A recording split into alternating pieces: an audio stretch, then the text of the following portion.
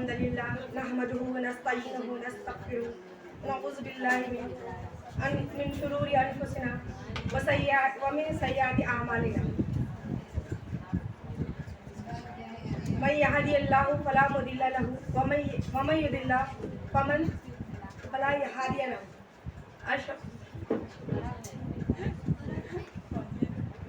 أشهد أن لا إله إلا الله وحده لا شريك له وأشهد أن محمدا عبده ورسوله أما بعد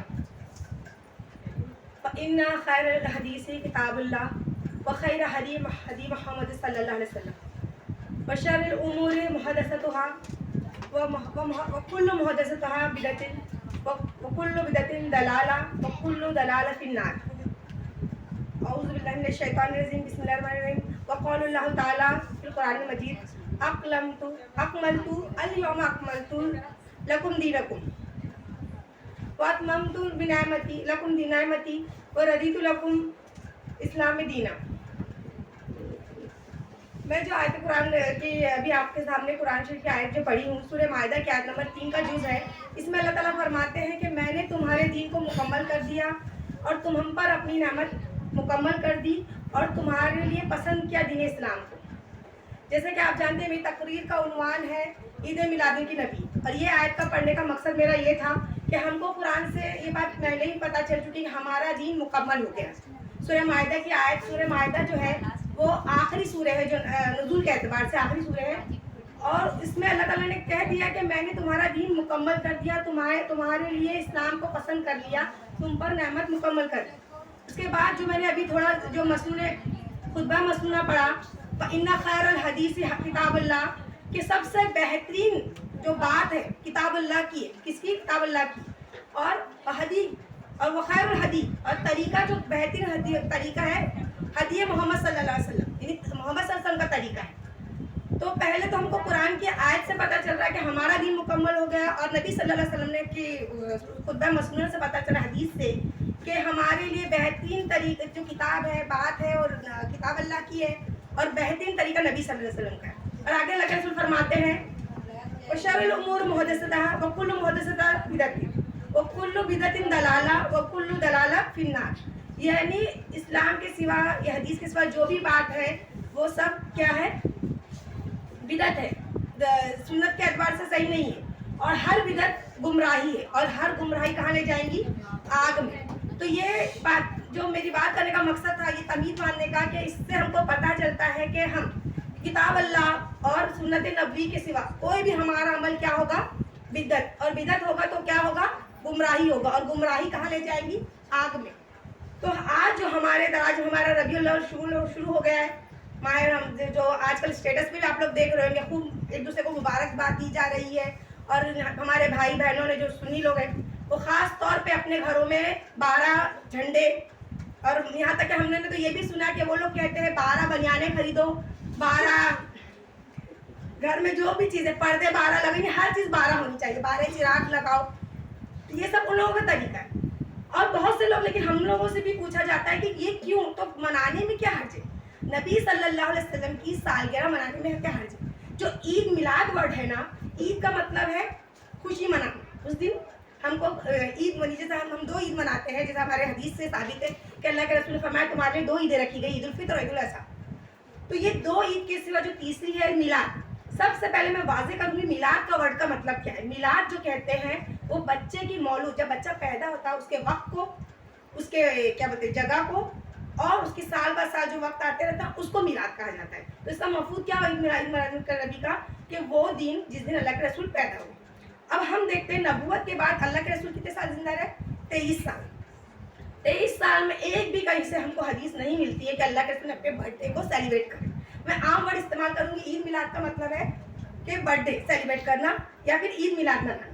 اس کے بعد ہم دیکھتے ہیں صحابہ کرام کا دور نبی صلی اللہ علیہ وسلم کی سالگرہ نہیں منائی. اچھا ایک اور سوال آتا ہے کہ اللہ کے رسول کی حدیث ملتی ہے کہ اللہ کے رسول سے پوچھا گیا کہ آپ جو روزہ یہ پیر کو روزہ کیوں رکھتے ہیں؟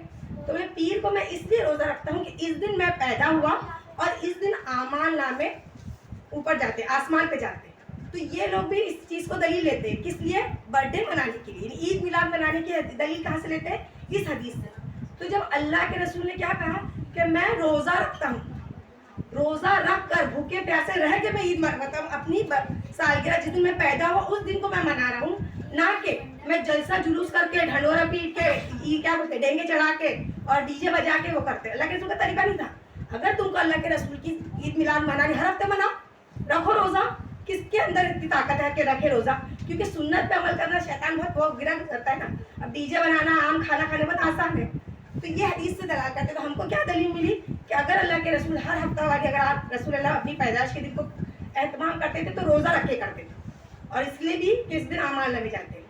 تو اس کے بعد ہم دیکھیں نبی صلی اللہ علیہ وسلم کے بعد آتا ہے دور صحابہ کا, اور ہر کوئی جانتا ہے ہم سے زیادہ محبت اللہ کے رسول کو اس سے تھی. صحابہ کو ہم سے زیادہ محبت کرنے والے صحابہ اللہ کے رسول سے صحابہ تھے.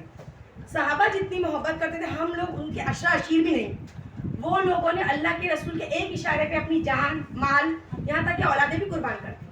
جب ہجرت کیے گئے صحابہ نے تو اپنے ہر چیز چھوڑ کے ہجرت کی صرف اللہ کے رسول کے بولنے پر.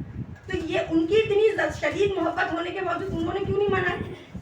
اللہ کے رسول کے انتقال کے بعد اللہ کے رسول ہجری جو شروع ہوتی ہے, ایک ہجری جب اللہ کے رسول ہجرت کر کے آئے, اس کے 110 سال جو تھا اس وقت آخری صحابہ ابو طفیل بن عامر ان کا انتقال ہوا, وہ آخری صحابہ تھے. تو کتنا ہو گیا؟ اللہ کے رسول کی ہجرت کے بعد سے 110 سال تک صحابہ اکرام نے اس درمیان ہر سال ربیع الاول آتے گیا.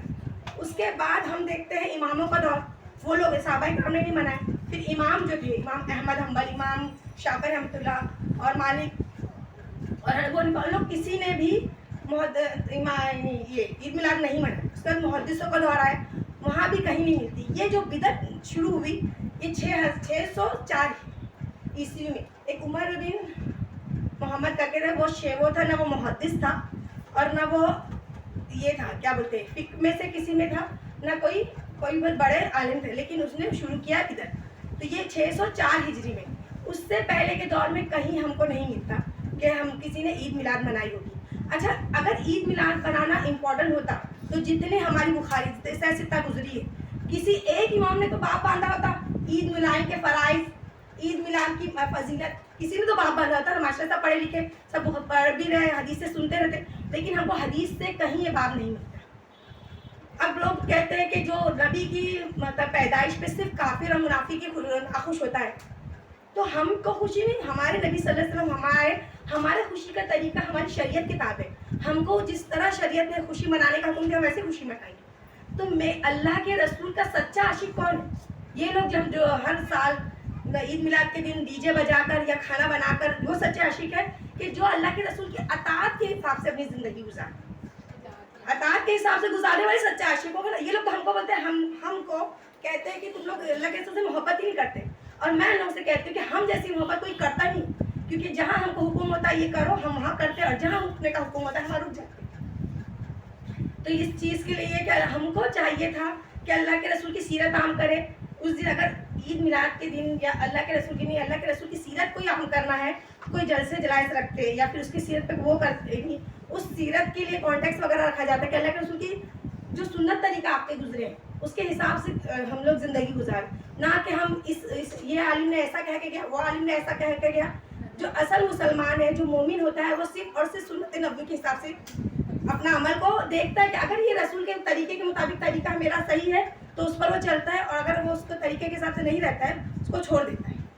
آخر میں یہی بات اپنی بات ختم کروں گی بول کر کہ اللہ تعالیٰ سے دعا ہے کہ جو بھی ہمارے رسول کے طریقے ہیں اس کو ہم کو اپنانے کی توفیق دے, نہ کہ دوسروں کے طریقے دیکھ کر ہم اس پہ عمل کریں. آخر دعوانا الحمدللہ. السلام علیکم.